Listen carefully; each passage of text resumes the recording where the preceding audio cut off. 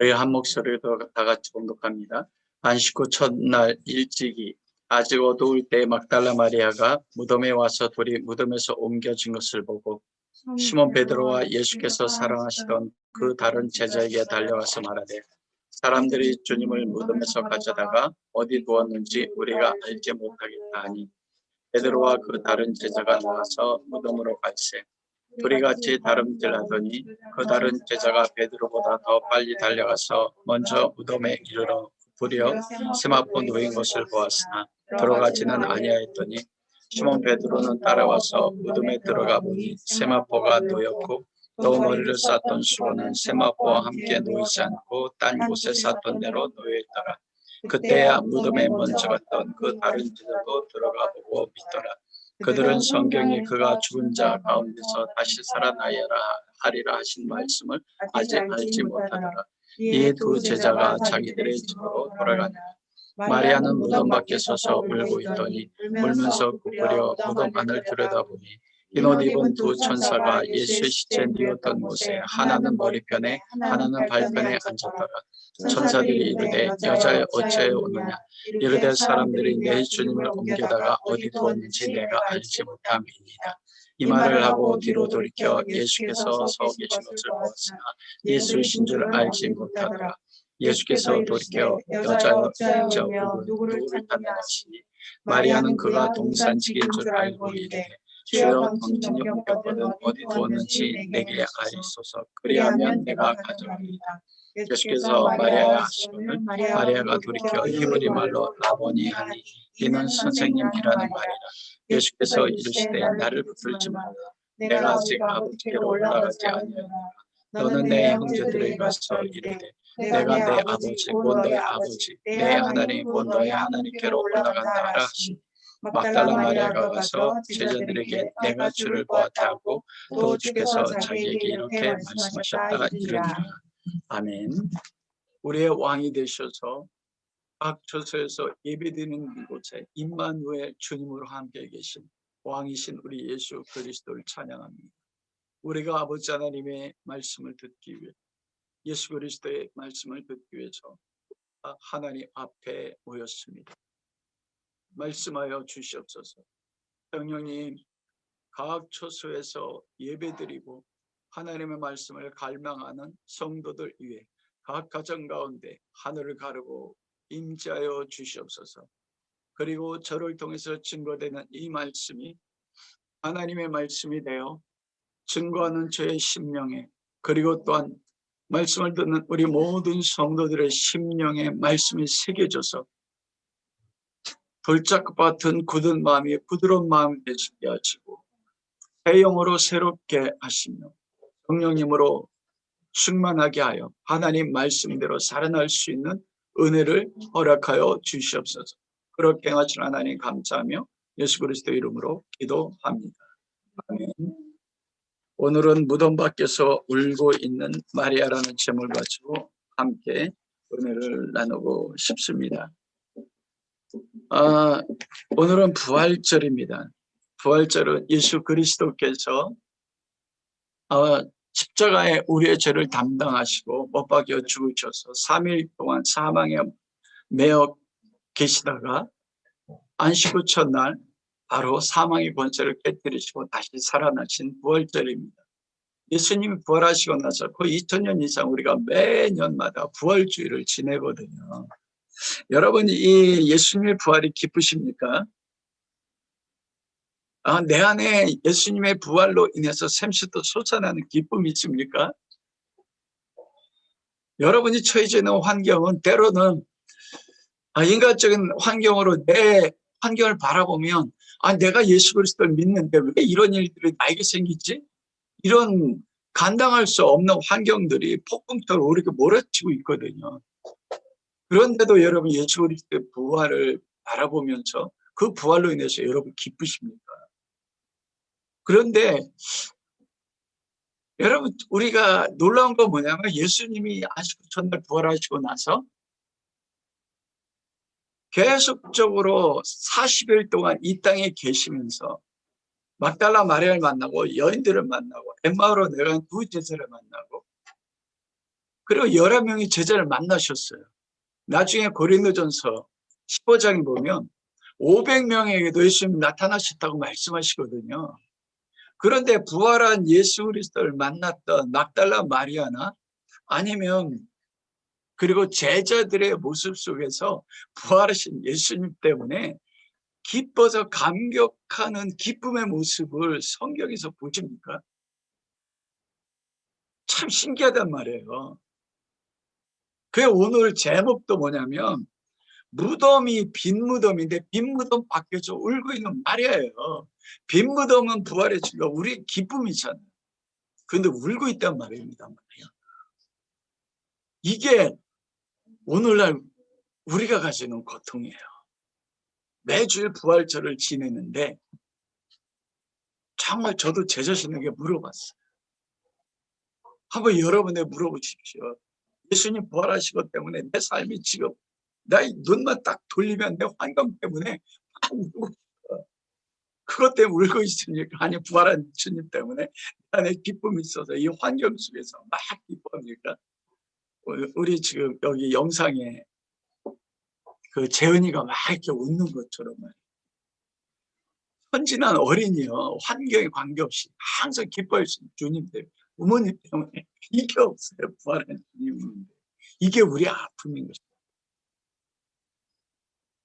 저는 예수 그리스도가 부활한 걸 믿습니다. 성경에 기록하는 대로 그대로 믿습니다. 이것보다 큰 은혜가 없더라고요. 그런데 또 더 믿기를 원해요. 그래서 이 말씀 가운데 여러분과 함께 은혜를 나누고 싶습니다. 첫째는 예수님이 언제 부활하셨습니까? 안식 후 첫째 날 죽은 지 3일 후에 부활하셨습니다. 1절 말씀이거든요. 안식 후 첫째 날 일찍이 아주 어둠이 질 때 막달라 마리아가 무덤에 와서 돌이 묻어서 옮긴 것을 보고 그곳에 주님의 시체가 없었습니다. 이게 어떤 의미를 가지고 있는가? 예수님이 부활한 날은 안식 후 첫째 날입니다. 금요일 안식일은 우리가 아는 것처럼 금요일 저녁 해질 때부터 토요일 저녁 해질 때까지 안식일입니다. 예수님은 금요일 오전 9시에 빌라도에서 재판을 받으시고 골고다를 묻어 오전 9시에 십자가에 못 박히셨어요. 그리고 오후 3시에 6시간 동안 그곳에서 물과 피를 다 쏟으시고 고통당하시고 영원히 하나님 앞에 죽으셨습니다. 그리고 안식일 토요일 저녁 그 다음날 첫째 날 오늘날로 하면 일요일이잖아요. 주일입니다. 바로 예수 그리스도의 죽으신 날 그날이 바로 유월절 안식이 시작되는 오후 3시거든요. 유월절 어린 양으로 죽었습니다. 그리고 나서 3일 후에 부활하셨어요.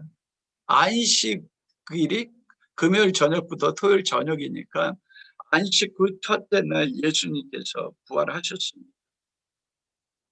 여러분 안식 후 6월절 안식 후 첫째 날은 절기로 하면 이게 왜 의미가 있냐면 초실절입니다.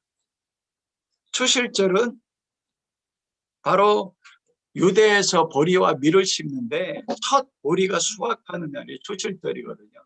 제가 초실절에서 항상 말씀드렸잖아요. 초실절이 되면 대제사장이 제사장을 갈릴리 북쪽 지방에 보내면 갈릴리에부터 보리가 추수되기 시작하거든요. 그럼 제사장이 처음 난 보리, 결실한 보리를 한 묶음, 베옵니다. 근데 베올 때 그게 완전 결실한 게 아니에요. 알맹이가 맺혀져서.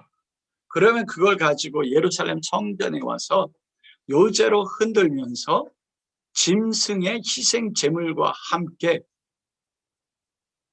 하나님 앞에 초실절을 지내요. 그러고 나면 그 희생 제물의 피를 성수에 가서 각 제단에 뿌리고 그리고 나면 일초실절 제물을 가지고 제사장이 그 이후에 나서 먹습니다. 그게 한 해의 첫 열매의 시작이 초실절이에요. 그래서 예수님께서 안식 후 첫째 날, 초실절 날, 부활의 첫 열매로서 예수님께서 부활하신 것입니다. 그런데 여러분 우리는 항상 사도신경 고백할 십자가에 죽으신 후 3일 후에 부활하사 이렇게 말씀하잖아요. 여러분 왜 3일 후에 예수님께서 곧 부활하셔야만 했나요? 이틀 후에 부활하시면 안 돼요? 오사무엘 왜 3일 후에 부활하셔야만 합니까? 마태복음 12장 38절에 보면 바리새인과 서기관과 대제사장들 우리에게 예수님 서기관들의 표적을 보여주십시오. 그러자 예수님께서 아칸시 내가 표적을 구하나 나는 너에게 요나의 표적밖에 보일 것이 없다. 무슨 표적이요? 요나의 표적입니다. 요나의 표적이 무엇입니까? 요나가 니느웨로 가라고 말씀하셨는데 요나가 하나님의 말씀을 피하여 다시스에서 배를 타고 어디로 갑니까? 다시스로 도망갔거든요. 요바에서 배를 타고서 다시스로 도망가는데 하나님의 풍랑을 일으키자 이 풍랑의 폭풍에서 배 탔던 모든 사람이 죽게 됐어요. 그러자 선장이 각 사람들에게 너희 신에게 빌라. 그런데도 폭풍이 끊어지지 않아요. 그랬더니 배 가장 깊은 곳에 한 사람이 잠자고 있는데 그런데 너는 왜 신에게 기도하지 않느냐? 너는 누구냐? 나는 유대인이요. 하늘과 땅을 만드신 하나님의 사람인데 이 폭풍이 나로 인해서 생기는 것을 내가 압니다. 나를 바다에 던지면 이 폭풍이 멈출 것입니다. 요나가 도망갔지만 믿음이 있었습니다. 그러자 정말 그래도 이 사람들이 요나를 살리려고 애써서 노를 젓는데 풍랑이 더 심하다. 도저히 살 여망이 끊어지자 요나가 말한 대로 바다에 던지자 큰 물고기를 하나님이 예비하셔서 요나를 물고기에 삼켰습니다. 그런데 성경에 뭐라고 해요? 그 물고기 뱃속을 스올이라고 이야기하거든요. 스올에 떨어졌다. 스올은 지옥이라고 말하죠. 그런데 요나를 바닷속에 던지고 큰 물고기가 삼키자 어떻게 됐습니까?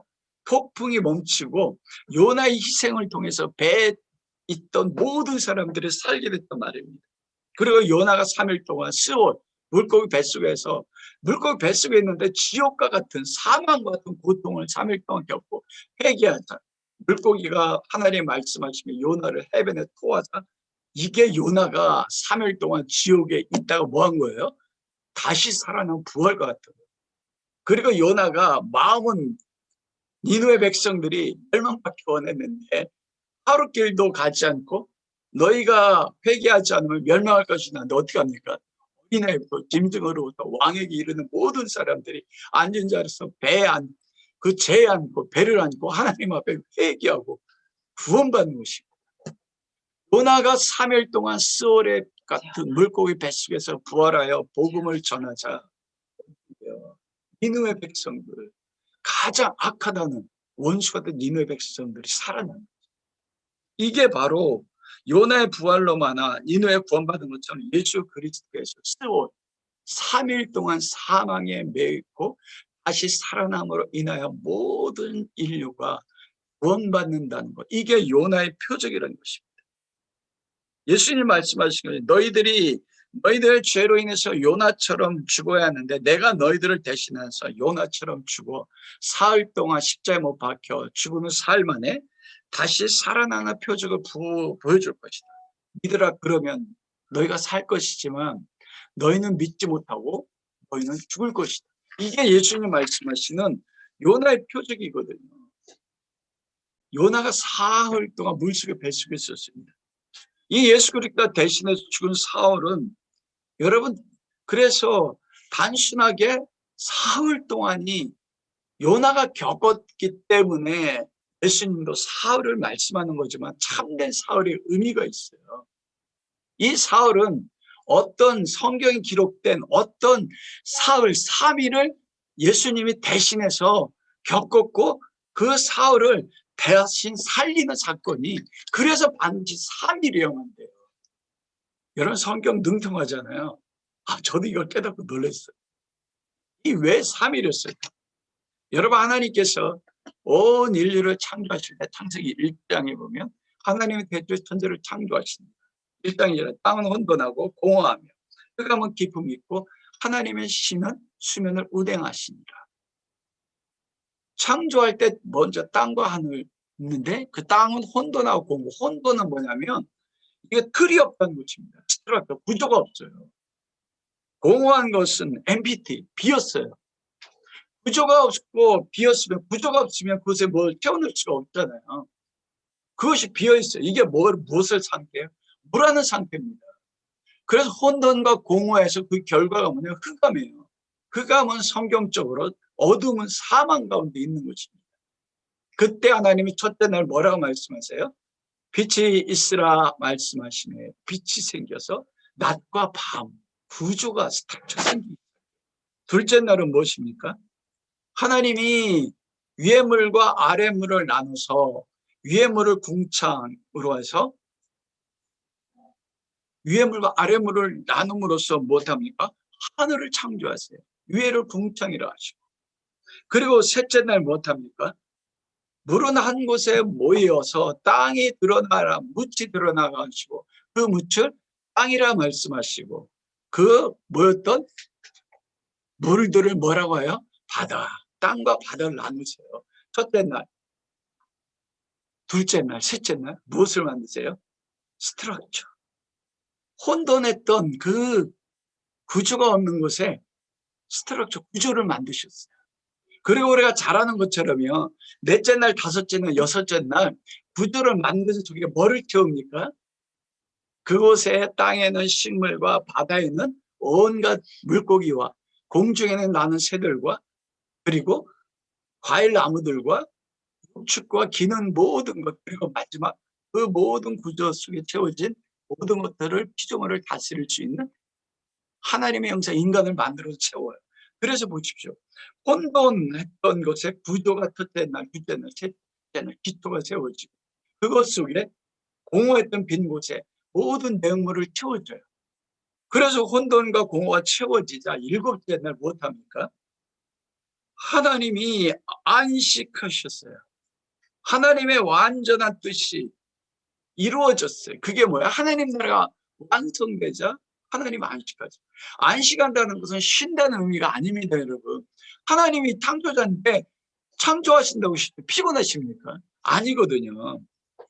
쉬는 것이 안식이 아니라 안식이라는 것은 무엇이냐면 혼돈과 공허, 흑암 속에 있는 곳에 하나님이 구조를 만들고 넷째 날에 하늘에 큰 광명체, 작은 광명체를 만들고 그리고 그곳에 모든 내용물을 채워둬서 하나님이 뜻대로 원하셨던 모든 뜻이 여섯째 날까지 어떻게 돼요?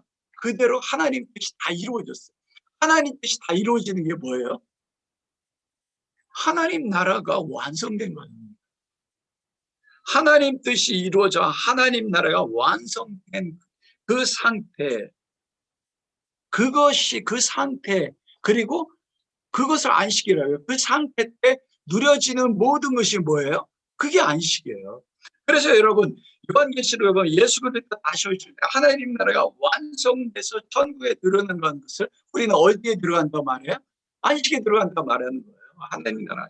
그래서 여러분 안식이란 뭐냐면 하나님 나라 주인이신 하나님이 하나님 나라의 왕으로 모든 뜻을 이루어 보지 않으시고 그 하나님 앞에 세상의 모든 피조물들이 피조물의 자리에 앉아서 꿇어 엎드려 하나님께 영광 돌리는 거예요.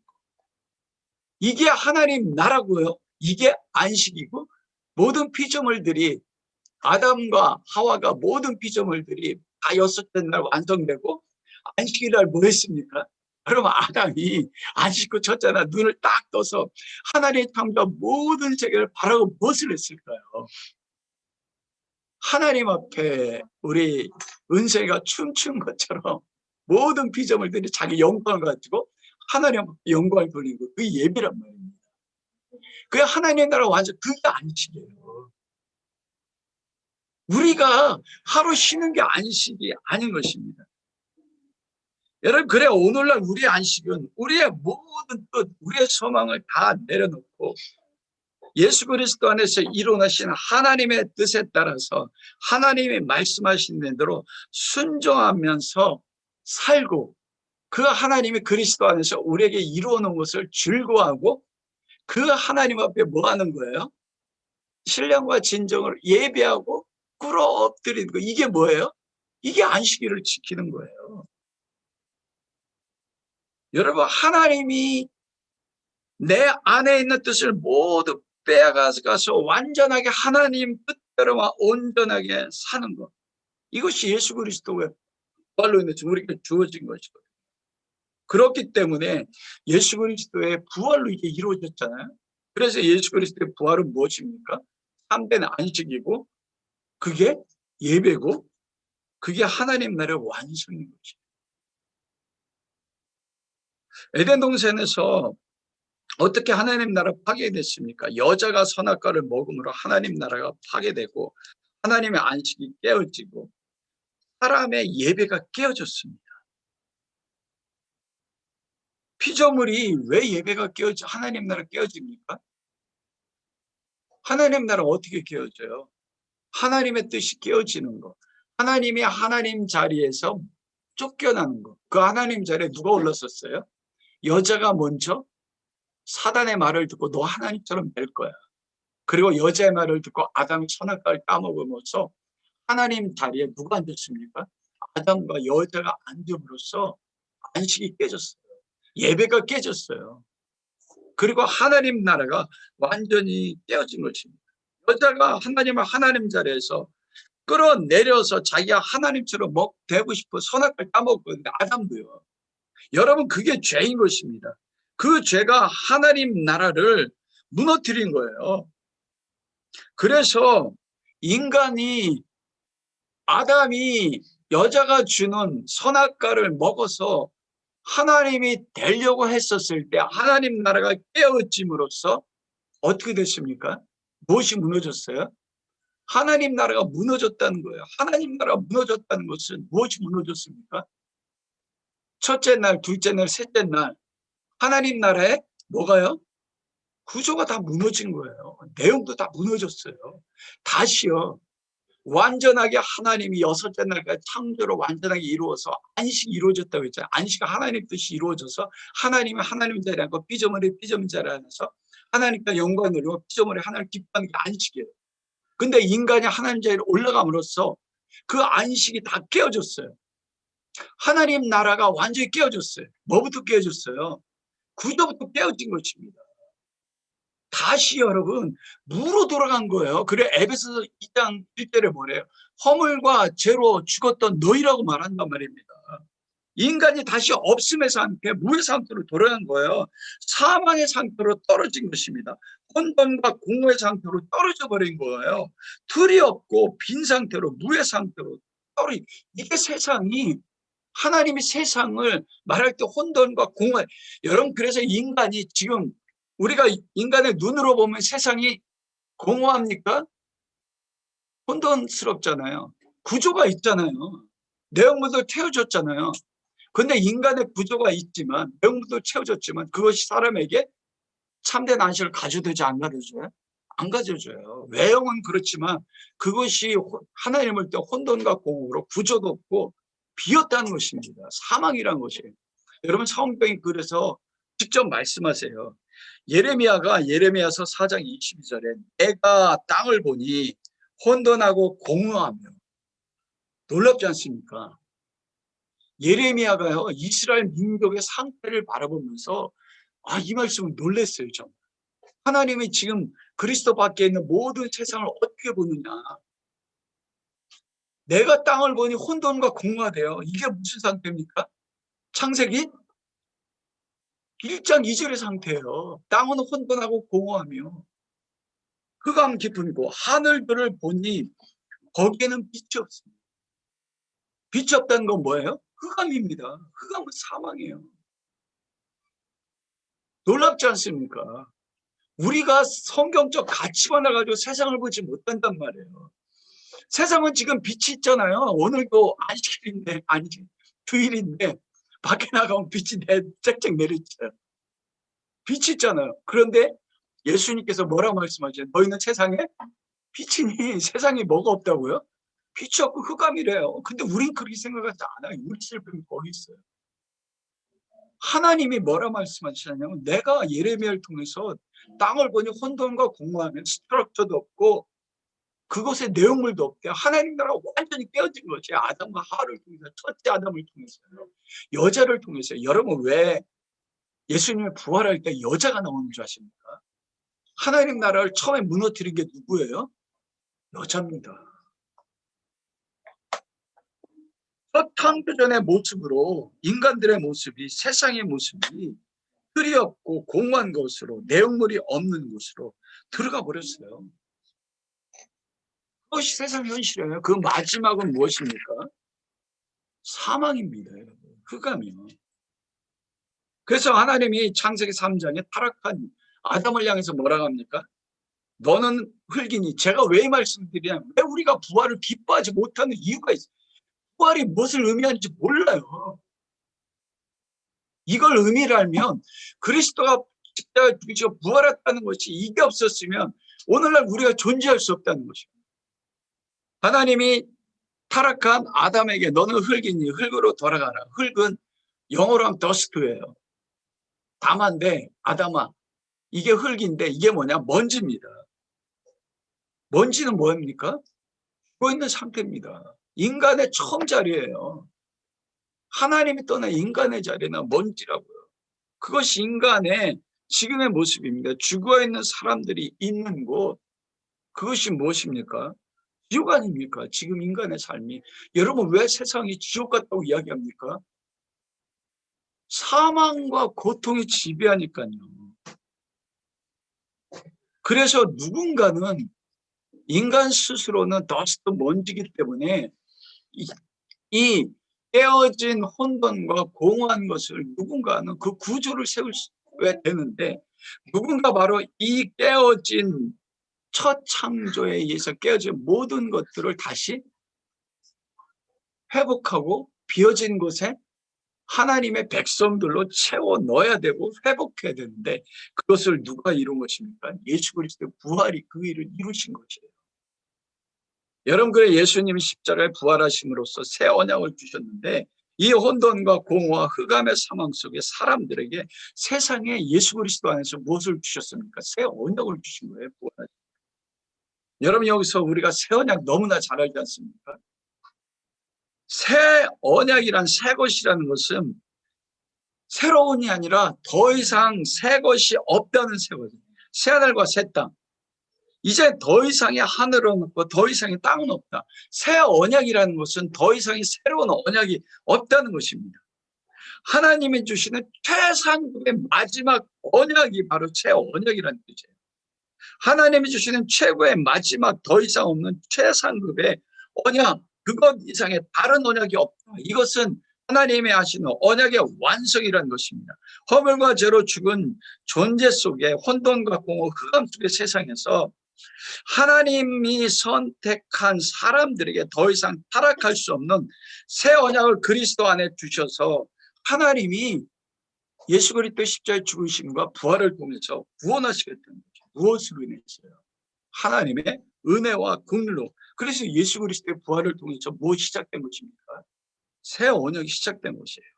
여러분, 새 언약 아시지 않습니까? 예레미야 31장 31절. 보라, 날이 이르니 내가 이스라엘 집과 유다 집에 새 언약을 맺으리. 내가 나의 법 말씀을 그들의 속에 두어 그들의 마음에 기록하여 나는 그들의 하나님이 되고 그들은 내 백성이 될 것이라. 에스겔 36장 25절 28절은 새 영을 너희 속에 두고 새 마음을 너희에게 주되 너희 육신의 굳은 마음을 제거하고 부드러운 마음을 줄 것입니다. 무엇을 통해서요? 예수 그리스도가 십자가에 죽으셔서 부활하심을 통해서요. 또 내 영, 하나님의 영, 성령님을 너희 속에 두어 너희로 내 율례와 규례를 지켜 행하게 돼서 나는 너희 하나님이 되고 너희는 이제 뭐가 된다고요? 내 백성이 되게 할 것이다.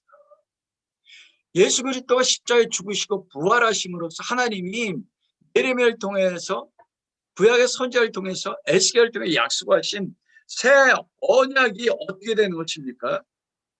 완전하게 이루어진다는 것이에요.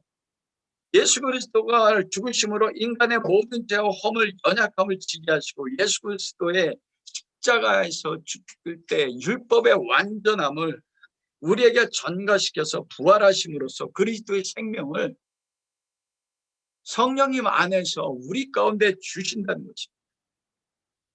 그래서 우리를 하나님 나라로, 하나님의 백성으로 완성하십니다. 여러분, 그래서 3일이 필요한 거예요. 3일로 예수님이 부활하심으로써 예수님이 어떤 3일을 완성하신 것입니까? 잃어버린 창조의 첫째 날에 둘째 날, 셋째 날 하나님 나라의 기초요, 스트럭처, 혼돈 했던 그것에 하나님 나라의 틀을 세우시는 것. 그것이 예수님 십자가에 죽으시고 부활하시고 그리고 그것에 무엇을 채우십니까? 하나님 나라의 백성을 채우셔서 하나님을 완성하는 것이 예수님이 십자가에 못 박혀 죽으시고 부활하신 것. 그러므로 예수님이 십자가에 못 박아 죽으시고 안식 후 첫째 날 부활하심으로써 우리가 오는 하나님 나라의 구조가 또다시 흔들리지 않는 새로운 구조로서 이제는 영원히 흔들리지 않는 새 안식이 우리에게 찾아온 것입니다. 완전하게 새 영이 우리 가운데 주어져서 하나님의 말씀에 따라 완전하게 순종할 수 있는, 그리고 그리스도 안에서 새 예배가 드려지잖아요. 그리고 요한복음 4장에서 사마리아 여인에게 이 사마리아 산으로 말고 예루살렘 성전에 말고 너희가 영과 진리로 예배할 때가 오는 그 이때가 언제예요? 바로 예수님 부활할 때예요. 부활해서 예수 그리스도 안에서 새롭게 창조된 하나님의 백성들이 이제는 그리스도의 완전한 의를 입고 성령님 안에서 영과 진리로 어느 곳에든지 드려지는 예배. 여러분, 이게 새 예배입니다. 그리고 새 창조 역사가 일어나요. 우리가 아는 것처럼 그리스도, 그 누구든지 그리스도 안에 있으면 새로운 피조물이라. 이전 것은 지나가시면 뭐래요? 새 것, 새로운 피조물이 오늘은 뭡니까? 뉴 크리에이션이에요. 창조물이라고. 우리가 새롭게 창조돼서 이제는 못합니까? 더 이상 아담처럼 다시는 타락할 수가 없다는 겁니다. 왜냐하면 예수 그리스도의 완전하게 율법에서 이루셨던 그 그리스도의 의가 십자가에서 죽으시고 우리의 죄에 대해서 완전하게 죽었어요. 미래 지는 죄도 완전하게 다. 그리고 살아나심으로써 그리스도의 의가 우리에게 전개됐고 그리스도 안에 영원한 생명이 누구에 주어졌어요? 우리 안에 주어졌단 말입니다. 우리 안에가 다시 하나님의 분리될 수 없는 뭐가 됐어요? 새로운 창조물이요. 다시는 선악과를 주님이 해결하셔서 이미 우리에게 뭘 주셨어요? 생명나무. 누가 생명나무예요? 예수 그리스도 생명나무예요. 우리가 그리스도를 믿음으로 생명나무 예수 그리스도의 살을 먹고 예수 그리스도의 피를 마셨잖아요. 그러므로 우리의 영원히 멸망하지 않은 살아진 새하늘과 새 땅을 주신 것입니다. 이거는 다시 변하지 않는 것입니다. 여러분, 그래서 안식 후 첫째 날 우리가 무엇합니까? 주일을 지키는 거예요. 주일, 이게 새 안식일이고 예배예요. 왜냐하면 안식일인 게 무엇입니까? 그 안식일은 하나님의 예배가 다시 새롭게 창조된 날이고 그리고 하나님 나라 완성된 날, 그리스도가 부활한 날입니다. 여러분, 이것이 바로 예수 그리스도의 부활을 통해서 우리 가운데 완전히 이루어진 이 날이요. 여러분, 어찌 기쁘지 않습니까? 내 삶의 어떤 환경도 그리고 세상의 어떤 우리가 가져주는 고통과 고난도 우리 안에 있는 새 언약, 예수님이 부활하심으로써 우리 안에 주는 참된 안식이요. 그리고 참된 예배, 하나님 나라 완성돼서 새롭게 창조된 하나님 자녀로서의 그 모든 생명을 빼앗을 것이 없다는 거죠. 그래서 여러분, 이 부활절이 기쁜. 그러므로 여러분, 매 주일은 새 안식일이고 새 예배를 드리는 날이고 하나님의 완성하리고 매 주일이 부활의 날이에요. 더 나아가서는 이제는 매일매일이 무엇입니까? 새로운 안식일이에요. 매일매일이 새 예배 드리는 날입니다. 매일매일이 무슨 날입니까? 하나님 나라 완성된 날이에요. 그래서 예수 그리스도는 내가 만나는 날 십자가에 못 박혀 죽고 부활한 날이 아니라 오늘도 예수 그리스도는 내 안에서 내가 죄질 때마다 나의 죄 때문에 매일 십자가에 죽고 그리고 매일 내 죄로는 죽고 매일 못합니까? 예수님 부활하셔요. 부활하셔서 새 언약을 나에게 못하세요? 확신시키는 거예요. 그래, 매일이 무슨 날입니까? 부활의 날입니다. 이거를 이게 부활절의 의미거든요. 성경이 말씀하시는 게 부활의 의미예요. 그런데 고통스러운 것은, 마음 아픈 것은 이 부활의 의미가 우리에게 정말 말씀을 두고 이렇게 다가오는. 여러분, 그래 한번 적용해 보십시오. 예수 그리스도의 부활을 믿습니까? 매일 이 부활 때문에 내 삶의 환경과 이 고통 가운데서도 기뻐합니까? 그런데 두 번째, 그런데 마리아는 무덤 밖에 서서 울고 있습니다. 11절입니다. 11절 말씀해 보십시오. 마리아는 무덤 밖에 서서 울고 있더니 울면서 부풀려 무덤 안을 들여다보니 흰옷 입은 두 천사가 예수의 시체 누웠던 곳에 하나는 머리편에 하나는 발편에 앉았다. 빈 무덤 가운데 예수님의 시체가 없어요. 이렇게 부활을 이야기한 것도 예수님이 살아생전에 부활을 그렇게 말씀하고 있는데,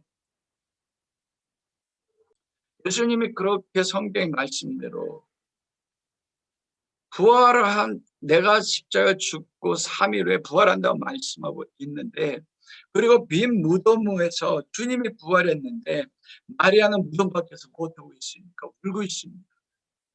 저는 이 말씀에서 충격받는 게 뭐냐면, 이게 누구의 모습이에요? 제 모습이더라고요. 저는 앞에서 부활의 진리에 대해서 얘기했잖아요. 창조의 첫째 날, 둘째 날, 셋째 날.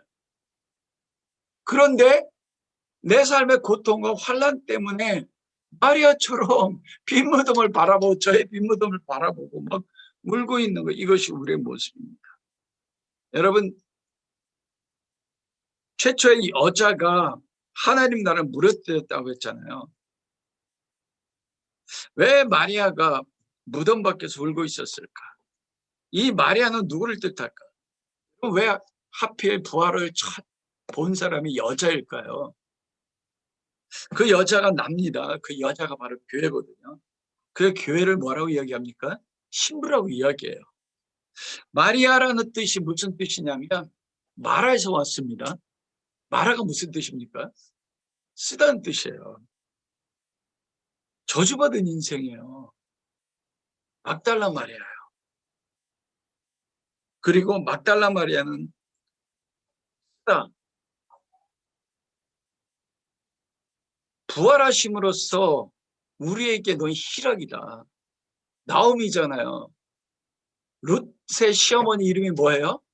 나오미는 희락이란 뜻인데, 그 이방 땅에 내려가서 남편 들고 두 아들 들고 나서 예루살렘 다시 그 베들레헴에 돌아와서 사람들에게 네가 나오미냐 하니까 나오미가 뭐라고 해요? 나오미라지 말아라. 우리 부활했는데, 부활한 주님이 살아계신데, 여기 우리가 본문을 읽어보면 마음 아픈 게 뭐냐면 12절에 보면 예수님이 누웠던 곳 머리편과 그리고 발편에 두 천사가 앉아있고 그곳에 또 누가 계셨어요?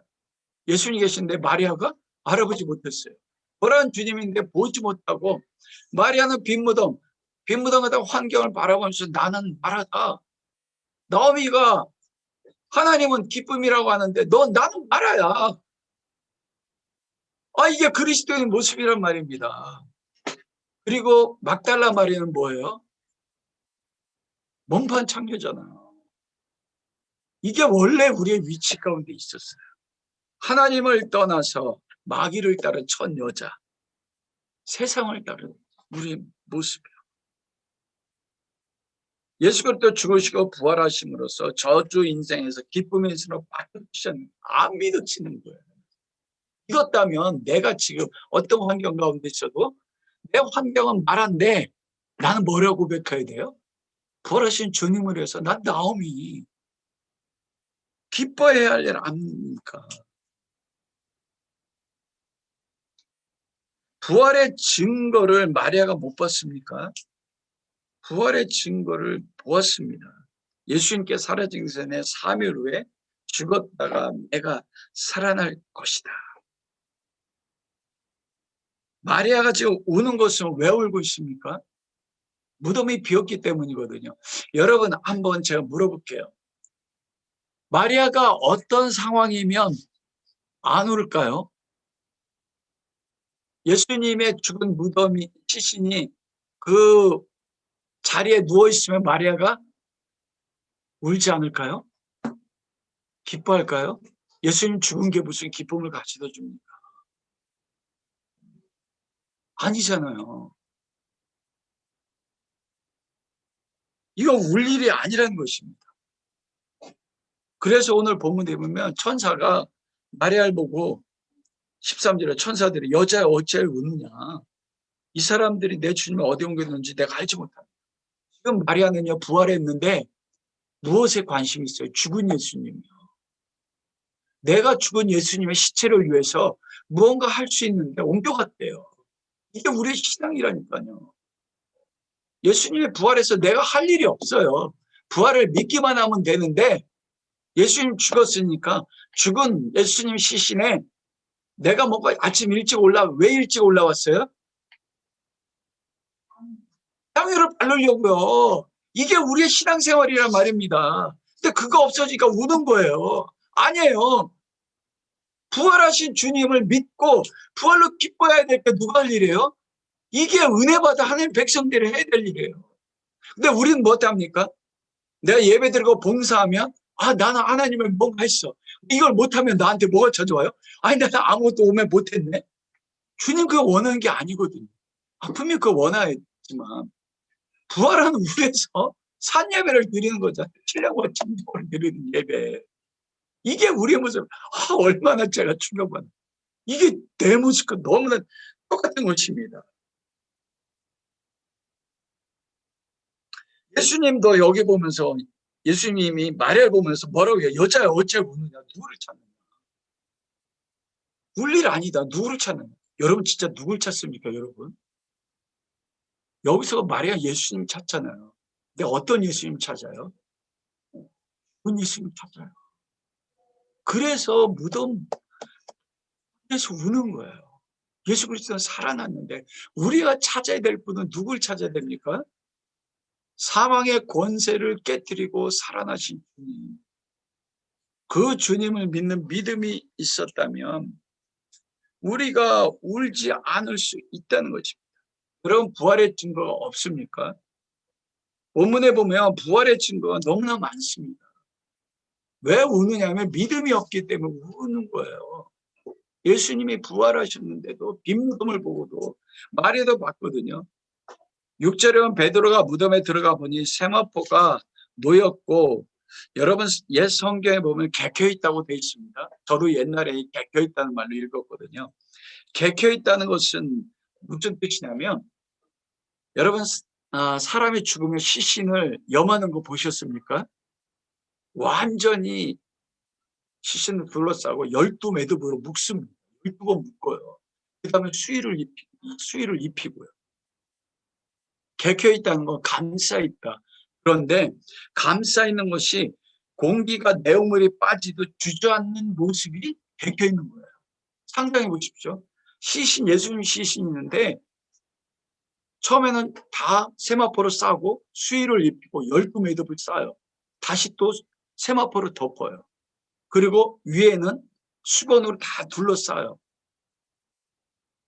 근데 그것이 예수님의 시신이 공기가 빠지듯 그 상태로 딱 빠져서 부풀었다가 빠지면 어떻게 됩니까? 그대로 주저앉는데 놓여 있는 거예요. 매듭이 꽉 묶여져 있는 상태로요.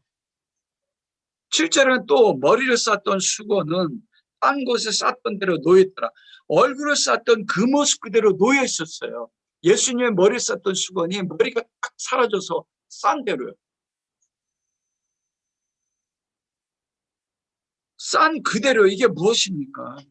몸만 살아나시고 수위를 쌌던 그대로 그 모습 그대로요. 이게 뭘 증거합니까? 예수님 부활했다는 걸 증거하거든요. 여러분 부활을 부인하는 증거 가운데 두 가지 증거가 있습니다. 그게 첫째는 무엇이냐면 도적설이고 기적설이에요. 기절설. 도적설은 뭐예요? 로마 군인들 지키고 있는데 제자들이 밤중에 몰래 와서 예수님의 시신을 도적질했대요. 여러분 로마 군인들이 그 무덤 밖에서 지키고 있는 큰 무덤을 돌문을 옮기고 제자들이 예수님 시신을 옮겨가야 되는데 여러분 시간이 없는데 발가벗겨서 예수님이 70만 옮겨갑니까? 발가벗기는데 언제 시간이 있어서 그 12매듭을 묶고 그 묶은 그대로 공기가 꺼지듯 그대로 놓을 수가 있었어요? 묶어본 사람 아는데 그게 가능해요? 불가능해요. 기절설은요. 예수님이 기절했어요. 기절하다 깨어났어요. 깨어났는데 어떻게 풀어요? 근데 누가 풀어줬다고 해요? 12매듭을 풀어야 되잖아요. 머리에 수건도 풀어야 되잖아요. 그런데 예수님이 빨가벗으면 옷을 가져왔다고 쳐요. 그러면 시간 없는데 그걸 푼 그 모습 그대로 12매듭으로 묶고 공기가 빠진 그 모습 그대로 폭 꺼지도록 만들어 놓을 수가 있어요, 없어요? 없어요. 무엇을 증거합니까? 예수님이 부활한 걸 증거한 거예요. 세상에 그거는 다 거짓이란 말이에요. 그런데 그것을 보고도 불구하고 부활한 걸 보고도 불구하고 막달라 마리아가 믿지 못했어요.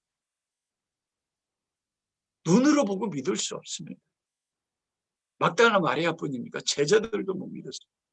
더 나아서 마리아가 법궤 위에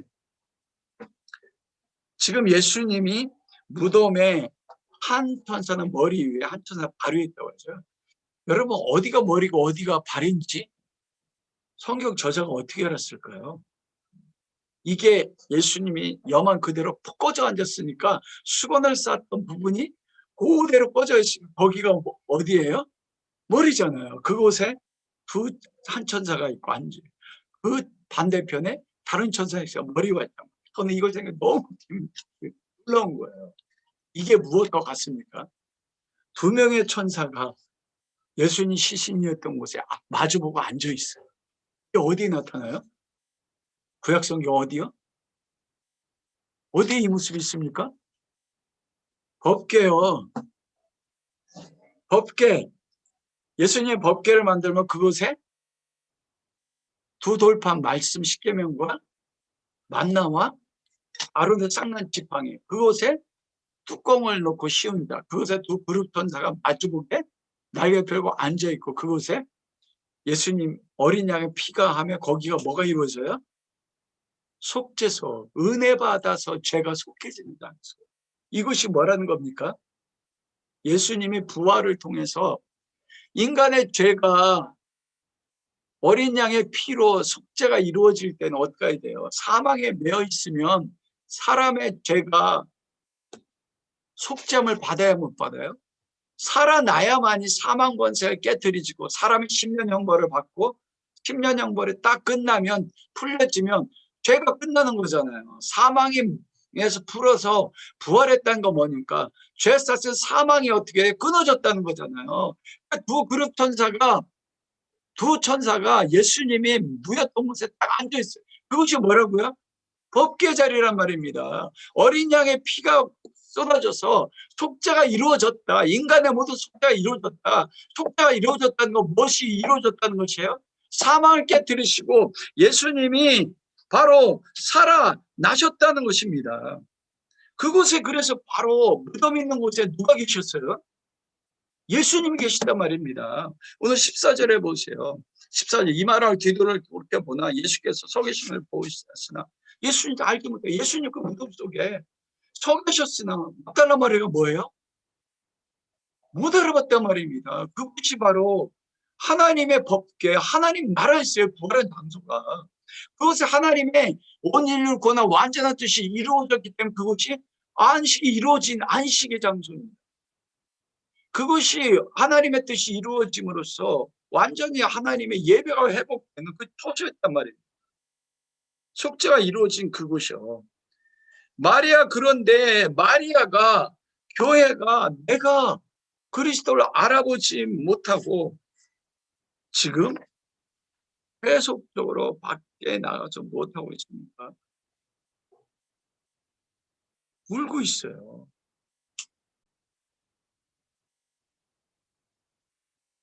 내 모습이요. 세상 사람들이 오한영 목사를 보면 오늘날 우리 교회의 모습을 보면 빈 무덤 예수 그리스도의 시신이 없어서 예수님 살아나셨는데 우리의 현실을 바라보면서 부활한 주님을 보지 못하고 울고 있는 그 모습이 오늘날 교회 모습이 아닌가.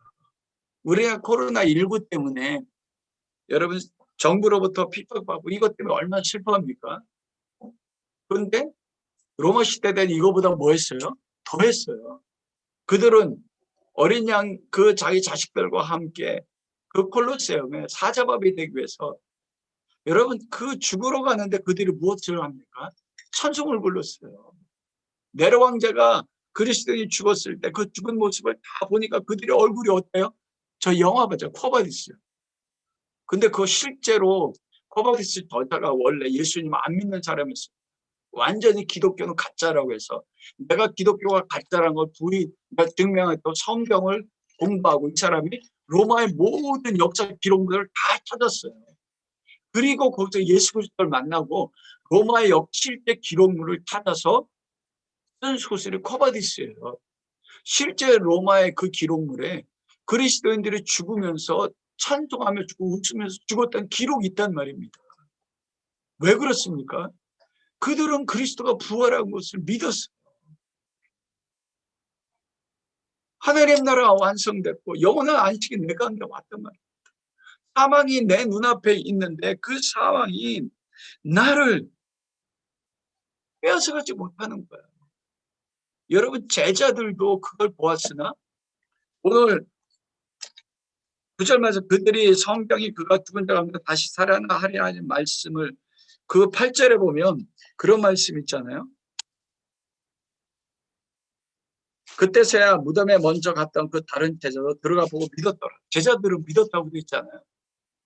근데 참 9절에 보면 놀란 말씀이에요. 그들은 성경이 그가 죽은 자 가운데서 다시 살아나야 하리라 하신 말씀을 아직 알지 못하고 믿었다고 하는데 친절하게 9절에 예수님이 하신 말씀대로 예수님이 다시 살아나야 하리라는 거 알지 못했대요. 하나님 말씀을 알지 못하고 믿는 믿음은 살아있는 믿음입니까? 죽은 믿음입니까? 믿음이 없었어요. 그 10절에 보니까 이에 두 제자가 자기 집으로 뭐예요? 돌아갔어요. 믿었으면 돌아갑니까? 예수님 부활을 믿었으면 그 자리에서 어떻게 해야 돼요? 예수님을 찾아야죠. 여러분 우리가 가지는 놀라운 것 가운데 한 가지는 뭐냐면 기적을 보면 우리 예수님 믿을 거라고 해요. 그 우리의 많은 기도 제목 가운데서 기적을 보면 내가 더 잘 믿을 것 같은데 내가 예수 그리스도를 보면 잘 믿을 것 같은데 여러분 그 나사로와 부자의 비유에서도 그 부자가 그 지옥에서 그러잖아요. 나사로를 살게 하면 우리 형제들이 믿을 것 아니다. 모세 기록한 성경 말씀을 통하지 아니하면 죽은 자가 살아나도 믿지 못할 것이다. 죽은 자가 살아나는 거 보아도 믿지 못한다. 은혜 아니면 안 된다는 거예요. 여러분 제자들이 문을 닫고 숨어 있는데 예수님이 나타나셨어요. 그 후에 도마가 손과 옆구리를 만져보았는데도 믿지 못하고 그 후에 베드로가 뭐합니까? 나 갈릴리 와서 고기 잡으러 갈 거야. 그러자 남은 제자들도 같이 고기를 잡으러 가. 예수님의 부활을 보고 믿었는데 그들이 어디 갔습니까? 고기 잡으러 자기 생업으로 다시 돌아갔어요. 고린도서 15장에는 500명이 그리스도의 부활을 보고 칭찬을 보았다는데 믿지 못했어요. 120명만이 남았다는 거지. 여러분 눈에 보이는 기적으로 절대로 예수 그리스도를 믿을 수가 없어요. 여러분 한번 적용해 보십시오. 여러분은 지금 예수 그리스도의 부활을 믿고 계십니까? 지금 여러분은 그러면 그 그리스도를 믿는 믿음 때문에 내 슬픈 환경 속에 기뻐하고 계십니까? 아니면 막달라 마리아처럼 무덤 밖에 울고 계십니까? 여러분이 주님 앞에 구하는 것은 무엇을 구하십니까? 그런데 우리에게 소망이 있습니다. 마지막 첫째로 결론으로. 세 번째로 예수 부활하신 예수님께서 마리아하고 부르셨습니다. 16절이요. 이게 가장 어떻게 보면 아름다운 장 16절 보십시오. 예수께서 예수님을 14절에 보면 이게 우리의 슬픔이거든요. 이 말하고 뒤를 돌이켜 예수께서 서 계신 걸 보았으나 예수님 알지 못하는 부활하신 주님 우리에게 알지 못하는데 16절 예수께서 마리아 하시거나 마리아가 먼저 부르셨어요. 눈앞에 부활하고 계신 그리스도, 그를 보지 못하고 울고 있는 마리아, 그를 바라보시는 주님의 마음이 얼마나 아프셨을까. 이게 주님의 마음, 우리의 소망이 했어야 돼. 유괴 성도가 울고 있는 마라에 붙잡혀서 그 마리아를 향하여 마리아야 부르시는 우리의 소망이야. 여러분, 이게 단 한마디였었습니다. 마리아야. 이게 우리가 듣고 싶은 거 아니에요? 마리아야. 이렇게 들려주면 얼마나 좋을까. 이게 그때 마리아가 돌이킵니다. 자기가 환경을 바라보고 있던 마리아가 그때 돌이켜서 누굴 바라봐요? 주님을 바라봐요. 이런 은혜가 여러분 가운데 함께 할 수 있도록 주님의 이름을 축원합니다. 그런데 이 은혜만 머물러면 안 돼요. 빈 무덤의 현실에서 고난 죽을 것 같은 현실을 바라보았던 마리아가 그곳에 돌이켜서 그리스도를 보게 하시는 첫 번째 은혜예요. 근데 이게 은혜의 첫 시작입니다. 주님이 먼저 부르셨어요. 내가 부른 게 아니에요. 이게 우리의 소망이에요.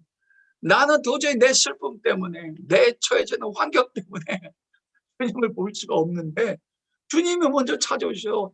마라에 잡혀있는 나를 보시고 긍휼이 너무나. 주님이, 여러분 예전에 한번 설교했잖아요. 아버지께로 가기 전에 붙잡았단 말입니다. 마라로 우는 성도가 내가 아버지께로 올라가지도 않았다. 이게 우리를 향해 예수님의 했어야 돼요. 이게 우리 소망이에요.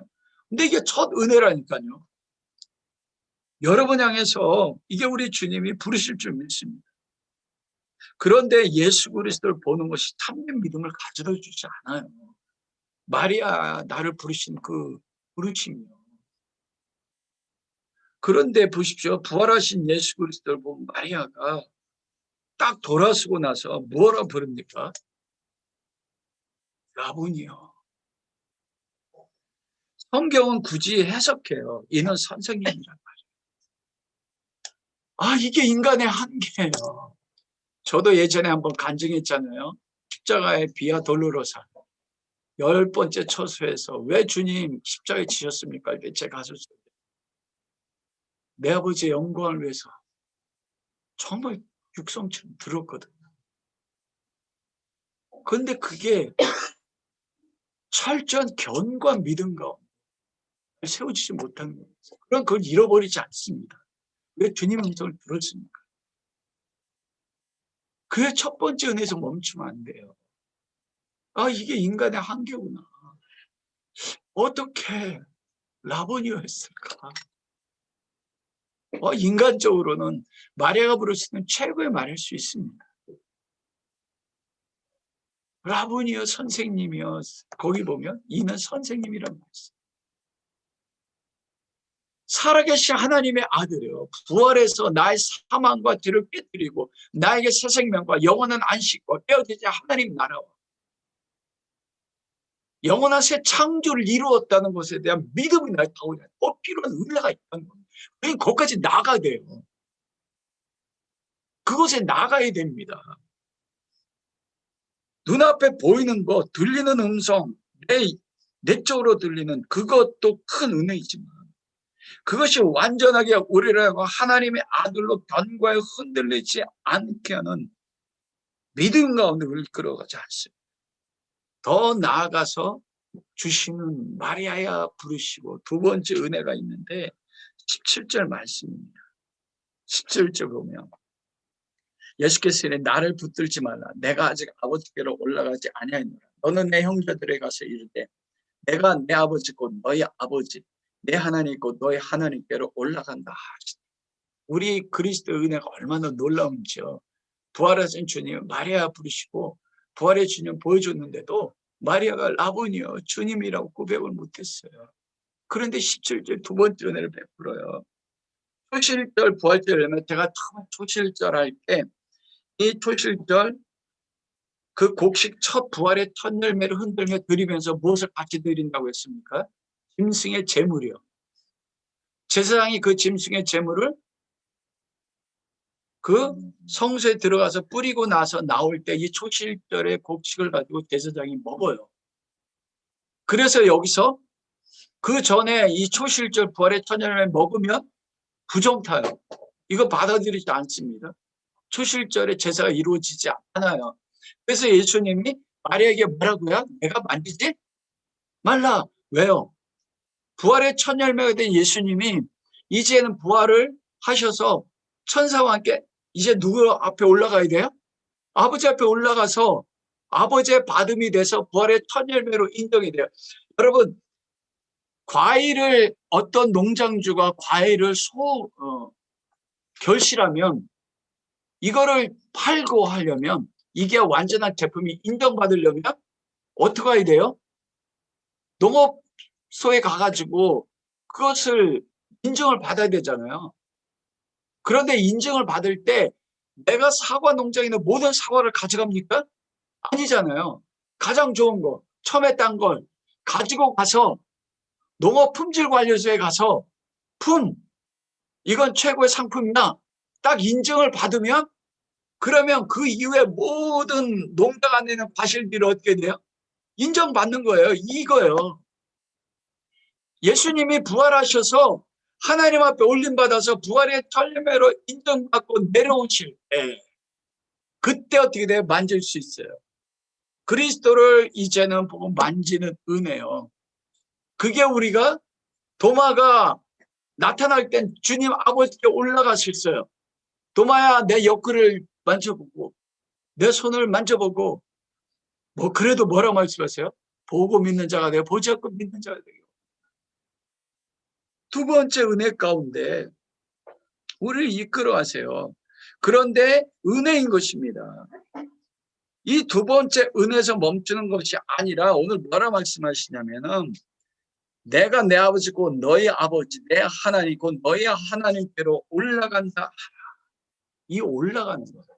지금은 올라갔다가 내려오시지만 다시 한번 올라가신단 말이에요. 이때 세 번째 은혜가 필요해요. 마지막 세 번째. 예수님이 사라진 요한복음 14장부터 말하면 내가 아버지께로 하면 너에게 복이니 내가 아버지께로 가면 뭐라고요? 다른 보혜사 성령을 너에게 주시리니. 이게 마지막 은혜예요. 여러분 이 성령님의 오셔야만이 예수 그리스도의 부활이 정말 부활로 인정되고 부활의 의미가 인정되고 부활 때문에 죽을 수가 있어요. 왜냐하면 성령이 오시면 요한복음 14장 26절에 뭐라고 합니까? 아버지께서 내 이름으로 보내실 성령 그가 너에게 모든 것을 가르치시고 내가 너에게 말한 모든 것 모든 말씀을 생각나게 하시죠. 여러분 이 세 번째 은혜까지 가야 되는 거예요. 어디까지요? 사도행전 2장 1절에 3절. 성령이 오셔서 예수님이 하셨던 모든 말씀이요.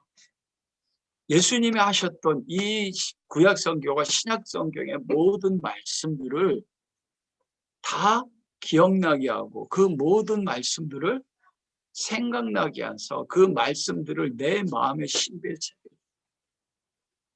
여러분 그때 우리가 부활이 완전하게 믿어질 수 있습니다. 부활하게 완전하게 믿어질 때 어떻게 됩니까? 베드로가 어떻게 돼요? 3천 명 앞에서 너희가 십자가에 못 박아 죽인 예수를 주와 그리스도가 되게 하셨다. 그리고 십자가에 어떻게 해요? 거꾸로 못 박혀 죽을 수 있는 자리까지 막을 수 있어요. 여러분 은혜입니다. 우리의 힘으로 할 수가 없습니다. 내가 그리스도의 내 내적으로 말씀한 음성을 들을 힘이 되지만 그 말씀이 성령님 안에서 이 기록된 말씀의 성령님을 통해서 그리스도로 내 마음의 신비에 새겨지는 날까지. 그래서 여러분 무엇으로 돌아가야 됩니까? 이 성경 기록된 말씀. 이 기록된 말씀 속에서 성령님이 이 말씀 속에서 부활하신 예수 그리스도의 말씀이 내 마음에 새겨지도록 하는 데까지 나아가게 되면 우리가 무덤밖에 울지 않습니다. 사망의 고통이 있어도 죽음의 고통이 있어도 그 가운데 뭐 할 수 있어요? 부활한 주님이 내 앞에 계시거든요. 3천 명이 나를 대적에 진칠지라도 나는 그곳에서 파우치도 안녕할 수 있어요. 그것에서 기뻐하며 춤추며 웃을 수 있는 것입니다. 그런데 놀라운 건 무엇이냐? 내 힘으로 안 되는데 예수 그리스도가 은혜로 우리를 어디까지 이끌어갑니까? 마리아야 부른 자리까지, 우리에게 내면지게 말씀하신 음성의 자리까지, 주님을 만져보는 자리까지, 사도 요한이 우리가 귀로 들은 바요, 눈으로 본 바요, 손으로 뭐래요? 만진 바 된 자리까지 나간다. 여러분, 사도 요한이 요한복음에 썼지만 거기서 멈춘 게 아니잖아요. 기록된 말씀으로 뭐 했어요? 말씀 속에 들어가서 그리스도가 내 안에서 어떻게 됐어요? 살아내는 자리까지 나가도록 주님이 은혜로 어떻게 해요? 이끌어간단 말입니다. 이게 우리의 소망이에요. 이 부활주일날 주님의 그 은혜가 우리를 이끌어가서 여러분에게 귀로 듣게 할 것이고, 눈으로 보게 할 것이고, 손으로 만지게 되게 할 것이고, 그것을 뛰어넘어서 우리를 말씀의 속에 들어가서 그 말씀이신 그리스도가 우리 속에서 살아내는 은혜의 자리까지 살아내서 베드로처럼 막다른 마리아가 나중에는요, 초대교회 가장 위대한 지도자가 돼요. 베드로보다 더 지도자가 되는데, 여러분 교회 전승에 따르면 막달라 마리아가 베드로와 같은 교회 지도자가 됩니다. 그런데 막달라 마리아가 자기의 지도자들 베드로에게 넘긴, 그게 교회 전승에 내려와요. 부활한 첫 날 무덤에 뛰어가서 부활한 주님을 처음 만났어요. 그리고 첫 소식을 전했어요. 교회 가지는 권위가 얼마나 놀랐겠습니까? 십자가의 마지막까지 갔어요. 근데 그 모든 걸 내려놓고 베드로에게 다 모든 권위를 물려주고, 베드로는 어떻게 합니까? 십자가의 부활의 증거를 거꾸로 못 박여 죽는 그 자리까지 이끌어가요. 은혜 아니면 안 됩니다. 이 모든 은혜가 여러분 가운데 함께 할 수 있기를 주님의 이름으로 축원합니다. 여러분, 말씀을 마칩니다. 민즈 오브 그레이스라고, 이거는 은혜 수단이 있습니다. 은혜 하나님이 주시는 것인데, 은혜 받는 데는 세 가지 수단이 있어요. 시간이 좀 많이 걸죠. 하나님은 우리에게 은혜 받도록 하는 수단을 주셨어요. 첫째가 무엇입니까? 기록된 성경 말씀책입니다. 이게 기록된 말씀이에요. 이 말씀이 무엇입니까? 이 말씀 나에 대해서 기록한 말씀을 통해서 예수 그리스도를 만날 수 있어요. 부활한 주님. 두 번째는 무엇입니까? 성찬입니다. 너희는 모일 때마다 성찬을 향하여 나를 기념하라. 예수 그리스도의 살을 먹고 예수 그리스도의 피를. 우리가 매일 뭘 해요? 주님, 나 만나 하늘에서 내려온 참떡인 예수 그리스도의 살을 먹고 참된 음료 예수 그리스도의 피를 마시고, 이건 매일. 세 번째가 기도입니다. 은혜의 세 번째 수단이 기도예요. 여러분, 기도의 핵심은 무엇입니까? 주기도문요. 내일의 양식, 일용할 양식, 예수 그리스도를 구하는 것입니다. 세 가지의 모든 핵심이 무엇입니까? 그리스도를 찾는 거예요. 예수 그리스도만이 여러분 은혜의 모든 수단, 말씀과 성찬과 기도를 통해서, 은혜의 수단을 통해서 정말 말씀이 속에서 그리스도가 우리 가운데 살아내는, 그래서 부활의 증인으로서 어떤 삶의 고통 가운데서 부활의 기쁨 가운데 부활의 증인이 되셔서 주님을 증거시키기 원합니다. 그러면 우리가 처음에 부른 찬송 시편 8편 1절에서 여호와 우리 주의 이름이 어찌 그리 아름다운지, 내가 누군데 나를 이렇게 생각하시고, 인자가 무엇인데 나를 이렇게 생각하시고, 그리고 하나님 우리 주의 이름이 어떻게 그리 온땅에 아름다운지, 그렇게 될 거예요. 내가 어떤 고통 가운데 있어도 우리 주 예수님의 이름이 어떻게 그렇게 아름다운지. 여러분, 예수님의 이름이 그렇게 아름답습니까? 왜 우리가 천국 가는 게 기쁘지 않습니까? 천국 가는 게 소망이 되지 않습니까? 여호와의 이름이 아름답지 않아요. 예수님의 이름이 아름답지 않아요. 예수님의 이름이 너무 아름다워요. 나에게 부활하신 주님이 내 앞에 계신데 이분보다 아름다운 게 없어요. 그곳까지 은혜로 이끌어갈 줄 믿습니다. 예수 그리스도를 믿고 나서 수십 년 동안 부활절 지냈습니다. 부활절은 이 그리스도가 사망 권세를 깨뜨리고 혼돈과 흑암 가운데 있는 곳에 하나님 날 구조를 세우는, 그리고 죄사함을 깨뜨리는 생명의 날인데 왜 이렇게 슬픈지요? 우리 삶의 때로 환난과 고난과 역경 끊이지 않는다고 하셨습니다. 그런데 우리는 부활한 주님 우리 눈앞에 있는데도 그 주님을 바라보지 못하고 우리 처해지는 환경을 바라보고 무덤 밖에 울고 있는 마리아처럼 울고 있습니다. 그것이 내 모습입니다. 아버지, 목사인데도 그렇습니다. 이게 내 모습인데 하나님 내 힘으로 안 되더라고요. 하나님 믿음 없기 때문입니다. 이 죄를 용서해 주십시오. 은혜 아니면 안 됩니다. 막달라 마리아가 그렇게 주님 사랑해서 그 새벽 첫날 주님 앞에 나왔습니다. 그게 교회 아닙니까? 우리 성도들의 모습 아닙니까? 누구보다도 예수님을 사랑하는 우리 성도들입니다. 그 모습을 보셔서 헤세드, 사랑의 마음을 가지고 아버지 하나님 앞에 먼저 가시지 않고 마리아를 보시고 마리아 부르신 것처럼 우리 성도님들 각 사람 이름을 불러주십시오. 주님의 이름은 은혜입니다. 그때 우리는 우리 환경 속에 주님을 바라볼 수 있습니다. 거기에 멈추지 마십시오. 마리아는 그럼에도 주님을 바라보고 라보니아 불렀는데 라보니아 부르는 자리에서 멈추지 않게 하시고 주님을 음성을 듣고 주님을 바라보는 자리까지, 그리고 도마가 주님을 손으로 만져보는 자리까지 우리를 이끌어가 주십시오.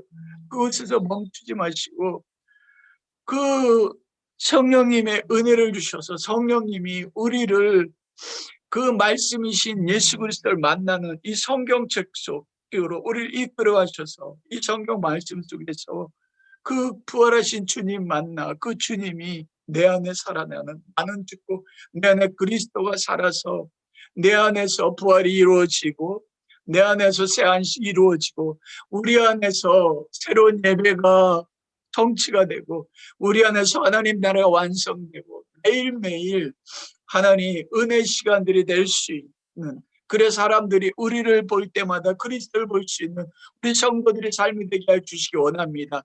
그래 평생 여호와 하나님 앞에 나갈 때마다 주 그리스도를 말씀 속에서 말씀과 성찬과 기도를 통해 만나고 내 안에 살아가는 주님으로 인하여 너와 우리 아버지 하나님 아버지 이름이 어찌오 그 온 땅이 아름다운지, 예수님 주님의 이름이 어찌 그리 온 세상이 아름다운지요. 우리의 가장 아름다운 이름이 아버지 이름이 되고 예수 그리스도 이름이 되고 성령님의 이름이 될 때까지 우리를 은혜 가운데 이끌어가 주십시오. 주님이 은혜로 막달라 마리아를 만드신 것처럼 베드로 만드신 것처럼 부활절 이날 우리를 만들어 나가실 아버지 하나님 찬양합니다. 우리를 그렇게 만들어 나가실 예수 그리스도 주님 찬양하며 우리가 부활절 헌금을 드리고 이 마음을 담아 드린 헌금을 기뻐 받아 주시옵소서.